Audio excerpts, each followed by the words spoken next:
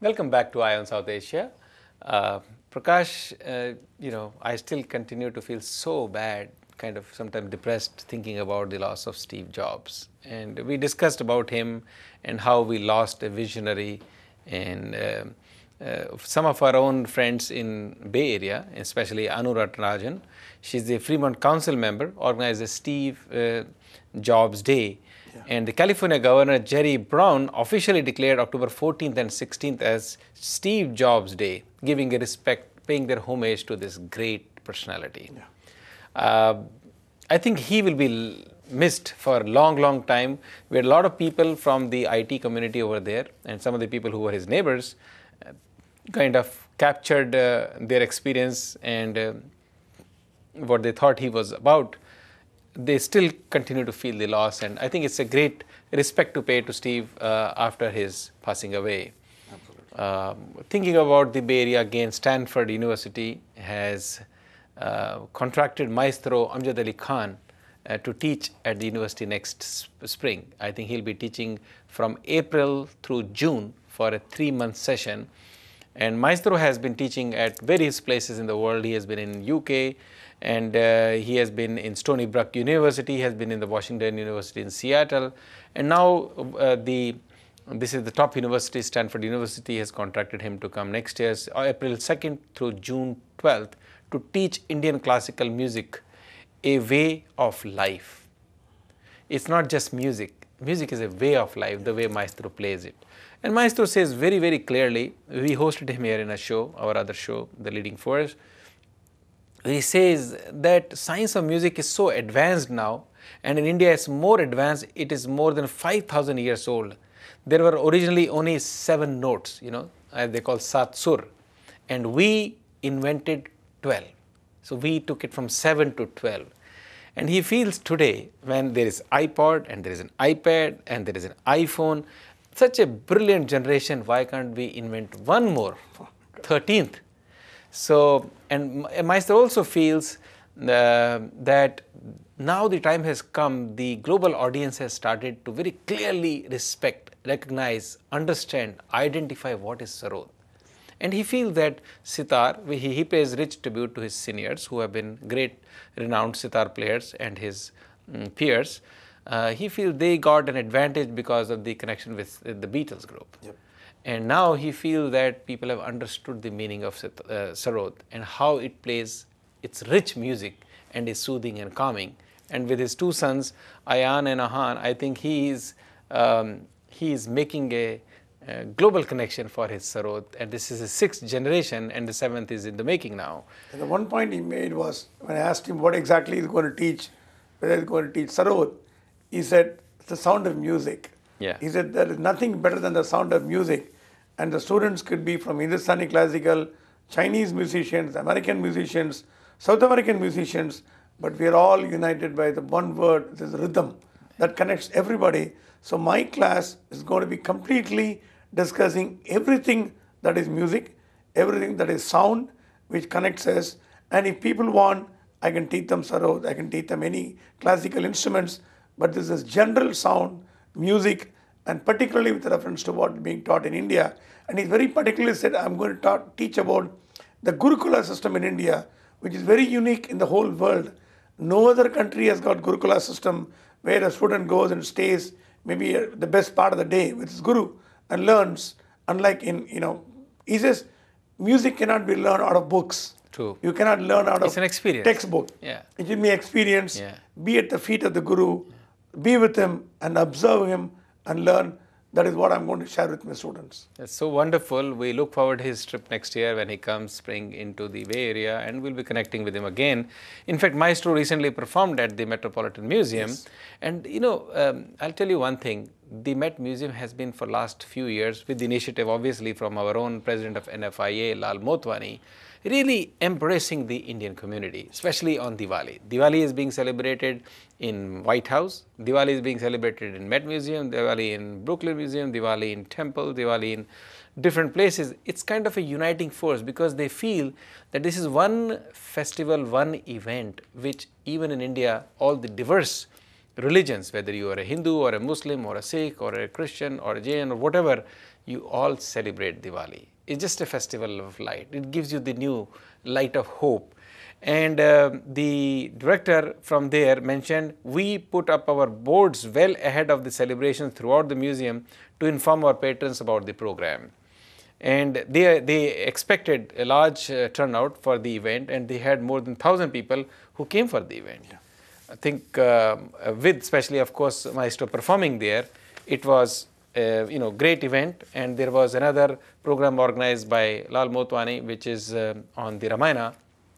It went very, very well. Now we are going to be talking about our own friend Dilip Chauhan.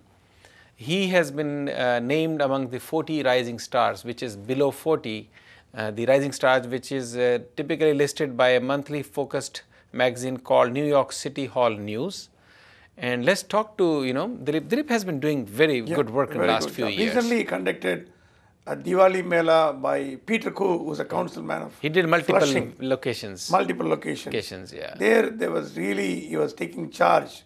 And we need youngsters like him to be in politics. Maybe after a few years, he may be a council member representing Indian Americans. Let's talk to him. He's here live. Hi Dilip, this is Sunil Hali on Eye on South Asia. Welcome to our show. Congratulations on being listed amongst the 40 rising stars. I think you may be the first Indian to be on it. Is that true? Yes, Sunil. First of all, happy Deepavali. Thank you, and same to you and your family. Congratulations. Thank you. Dilip, you have been in various different roles. You have been trying to help immigrants to navigate through the bureaucracy of the Department of Buildings. You are getting community involved in the electoral process to work and also to ensure, which is your next mandate, the South Asian district is created when district lines are redrawn next year. Now, what is your goal? Actually, let me tell you about the redistricting, how it works. Redistricting means like right now, suppose the South Asian are living in one district, and at present, if you see the statistics of the New York City, they are divided. So right now, I'm advocating for the redistricting in a such a way that when every 10 years, New York City and state, they redraw the line for the new district. So I want to make sure that when in 2012, the New York City and state, they redraw the line, so that time they combine the South Asian in one district, so they can, so South Asian have their own district. So basically, that's what is my aim. Basically, that will empower the South Asian community because they will have a sizable percentage in terms of their numbers in that district. Is that right? You are absolutely right. And you have interest to be in public service. Yes. Do you think you'll run for a position someday soon? Just I'm waiting for the redistricting. So you are carving your own map. Very interestingly, so you are carving your own map, which will be good for our community since you have been there last year, or I think in 2007, you in fact helped raise $50,000 in the New York AIDS Walk. How did you make that happen? No, not only AIDS Walk New York, but also in the Tsunami and the PS24 School Library Project and many other projects like I always join hand with the other NGO. I don't want to have my own organization, but I wanted to help the other organization. So I have the reach out with a couple of potential donors. So when I reach out to them, they know that what Dilip is doing. Dilip is always standing with the right cause. So that brings me to raise this much money. Dilip, such a young age, you have built a goodwill with the community, and you're talking about some of the philanthropists from the community who come and whenever you look for a reason for them to stand up for. And then you have John Liu, city controller, on your side. You have the state controller, Tom DiNapoli, speaking so well about you. And then you have people like Bill Blasio talking so well about you. How do you manage this? How did you manage to be here? Actually, you can't believe that, but whenever they need any help with the South Asian community, somehow, I don't know how they find out my name, but they reach out to me. That Dilip, I need some help in the South Asian community. Can you help us? So I think the people are sending the signal that who is the right person in the community. But just I want to correct one thing. In the previous, you said that I'm waiting for the redistricting for my own, but it's not only going to benefit to myself, but it's going to the anyone who is going to run for the election in the South Asian community. Definitely, it is going to help to the potential candidate. Yeah, that's precisely what I said. You are carving a map so that the Indian community or the South Asian community is empowered, and if they can get a leader like you or a public servant like you, that will benefit them. You're right. Yeah, very good. Congratulations, Dilip. We look forward to your continued success, because that is the success for our community, and you are a role model for the next generation. Have a great year ahead. Thank you very much. Thank you, Dilip. So Prakash, this guy Dilip has been doing extraordinary work, out of his personal time, running, helping the public servants, helping the community, helping the causes, and being in the forefront. It's a lot of work, and I'm glad the New York City has recognized him one amongst the top guys under 40. I think he has a great future ahead. Sure. And on the other hand, we have this Diwali, which he was also talking about, the Diwali celebrations going on, and there has been a little bit sore point between the Indian community, or I should say this, the Indian diaspora and the USPS, because they've been asking to have a Diwali stamp.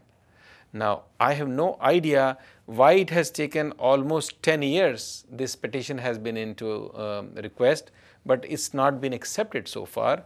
And now we have our own president of AIA. AIA is kind of considered to be the organization which heads Diwali celebrations officially. Otherwise, every home, every family, every temple, every organization celebrates it. I think it's high time. Such an initiative that has been requested by the community should be acceded to, and I think there is a chance that this may come together and we'll have our own stamp, which will be called the Diwali stamp. Another big celebration that took place around I think 9th or 10th of this month, Children's Hope.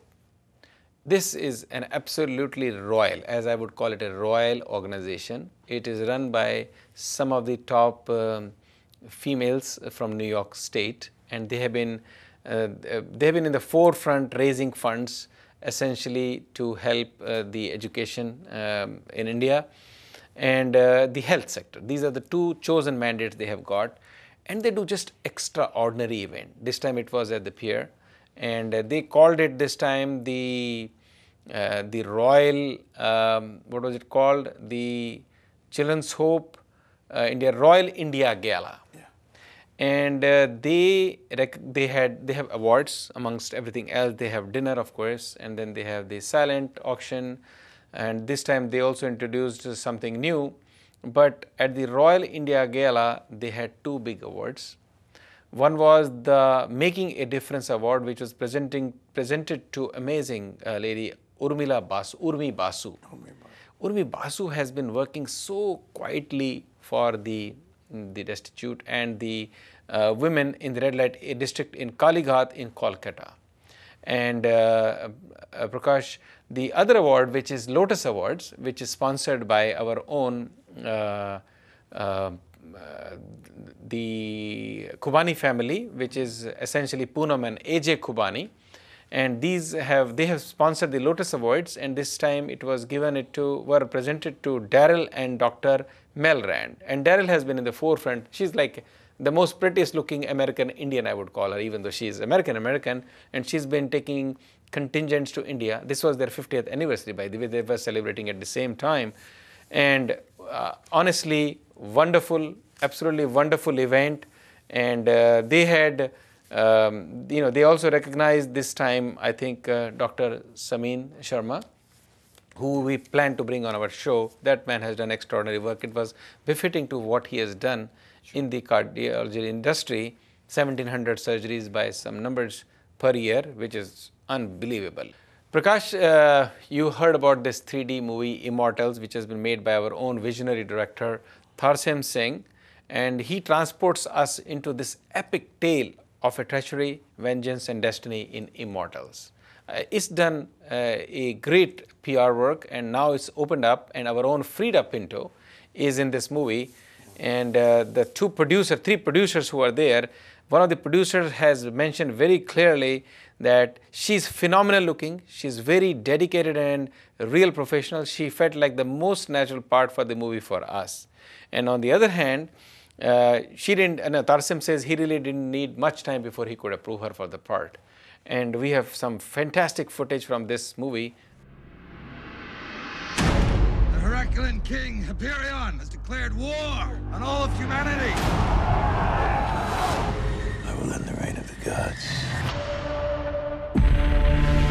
If there is one human who could lead them against Hyperion, it would be Theseus. He does not fear danger. He fears only the failure to defend his freedom.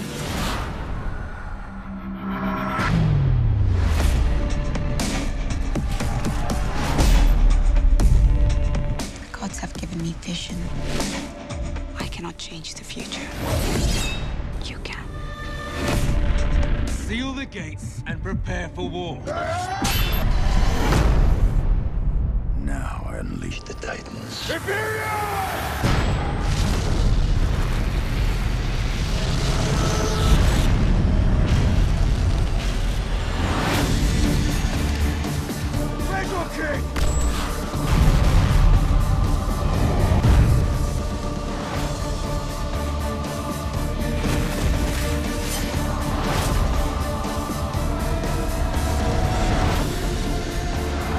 Fight for honor! Fight for your children! Fight for your future! Fight for immortality! I have faith in you. Prove me right.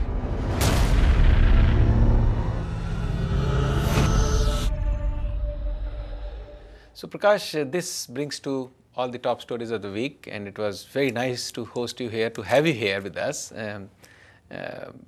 What a contribution to this show today from you, your thought process, and the rich experience that you bring with us to us 35 years, global experience. We are really happy that you were here in this show today in place of Nitya. She's I'm too so small in proud- issues. I'm so proud to be with you. You're one of the leaders of the entertainment, movie industry, print media industry. I'm also very happy to be part of Indian Express Group. Sure. It's a very well-known name, both in India as well as in the US. And it's my honor to be here with you today. Thank you, Prakash. So that's all for this week. We had very nice stories for this week for ION South Asia. And that brings to an end for today's show. Keep watching us, ION South Asia on Crossing TV Network, on Time Warner Cable in New York, New Jersey, and on Comcast in California. And of course, you're on YouTube. Till then, see you next week. Have a great weekend. This is Sunil Hali on ION South Asia. Goodbye, Prakash Swami.